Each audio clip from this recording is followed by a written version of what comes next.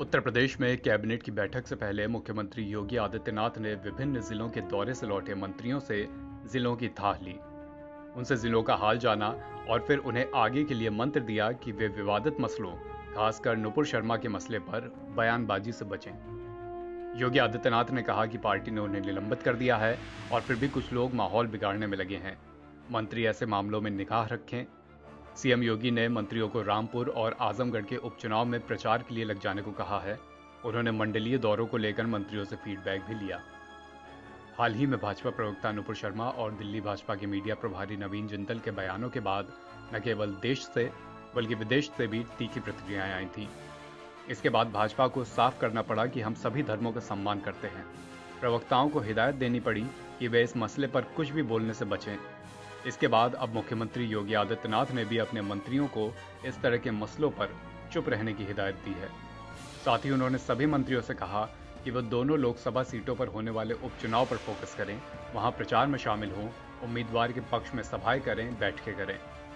मुख्यमंत्री ने कहा कि अब फोकस उपचुनाव पर होना चाहिए।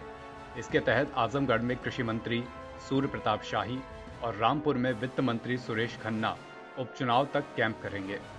बाकी के मंत्री दोनों लोकसभा की सीटों पर उम्मीदवारों के पक्ष में प्रचार करने जाएंगे। मुख्यमंत्री ने अपने मंत्रियों से कहा कि जब अगली बार दौरों पर जाएं तो केवल उतना ही ना देखें जो अधिकारी दिखाना चाहते हैं। कई बार अधिकारी व्यवस्था को बेहतर दिखाने के लिए अलग से ऐसी तैयारियां करके रखते हैं जिनसे लगे कि योजना पर बेहतर अमल हो रहा है। ऐसे में सतर्क रहने की जरूरत है। अधिकारियों को रिपोर्ट नहीं बल्कि जनता का फीडबैक जरूरी है। जनता ही योजनाओं के धरातल पर पहुंचने की वास्तविक रिपोर्ट देती है। बैठक में मुख्यमंत्री योगी आदित्यनाथ ने यह भी कहा कि अब उपचुनाव के बाद ही अगले मंडलीय दौरे होंगे। माना जा रहा है कि 23 जून के बाद ही अगले मंडलीय दौरों की तारीख तय होगी।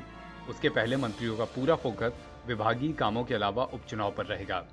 यानी यह स्पष्ट है कि मुख्यमंत्री योगी आदित्यनाथ ने अपने पूरे कैबिनेट को उत्तर प्रदेश बीजेपी को यह निर्देश दे दिए हैं कि नुपुर शर्मा मसले पर बेवजह की बयानबाजी के बजाय पूरा फोकस उपचुनाव पर रखे।